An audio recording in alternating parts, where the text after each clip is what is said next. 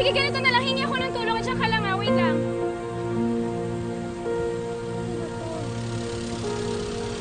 Oo, Rex, pabalik na rin ako. Basta check mo na rin yung mga piyesa kung wala pa ako, ha?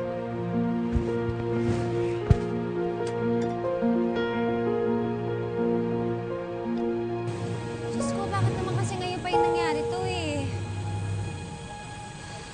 Init pa.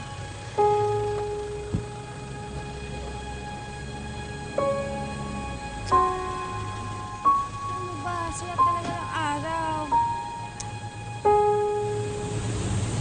Isang overheat, pinapalamig, hindi iniiyakan.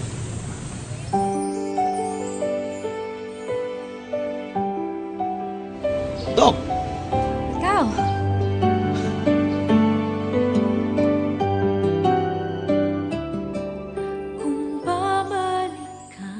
Ah, kaya ko yan. Sige, ako na. Mainit. Mainit nga. Pasensya na ha. Para naman tayong doktor, di ba? Doktor ka din? Oo, doktor ka ng tao, di ba? Ako doktor ng kotse. Woo! Overheat nga. Magbabalik sa unang pagkakataon. Uy, pasensya ka na ha. Wala kasi talaga akong alam sa kotse. Regalo lang sa akin ng tatay ko to eh. Ano, maayos ba to? Well, siguro. Change oil lang naman ang kailangan eh. Pero para sigurado, pacheck na rin natin lahat. Sige. Huwag ka mag-alala, sagot ko na rin lahat. Ha? O, Bes! Libre daw. Dapat naman, no? Siya yung nagnakaw ng first kiss mo. Ano? Wala. Sabi ko, para naman may silbi yung pagligtas sa'yo sa bangin. Di ba, Bes? Oo. Salamat, ha? Oh, you're welcome. Tara. Okay, let's go, Bes! Go! Teka lang, kailangan kasi ng taga-preno dito eh. Dok, dito ka na lang sa akin ha. Ikaw na lang magpreno ha. Tara. Bes, walang aircon. Buksan mo na lang yung bintana. Pag lumapit, preno. Okay. Okay?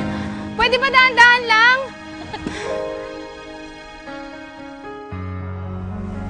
Okay lang kaya si Monica doon? Okay lang yun. Preno lang naman yung nakapakan niya eh. Para lang hindi bumangga sa atin.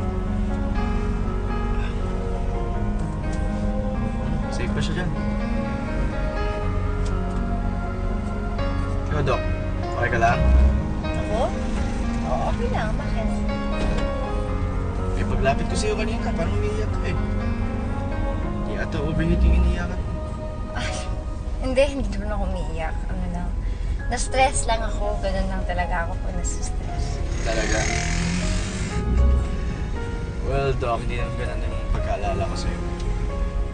Ako, alam ko, kahit nagwawala yung pasyente mo, kahit sobrang tigas ng ulo niya na ayaw makinig sa'yo, hindi ka nagpapatalo. Ang alam ko sa'yo, hindi ka nagpapastress.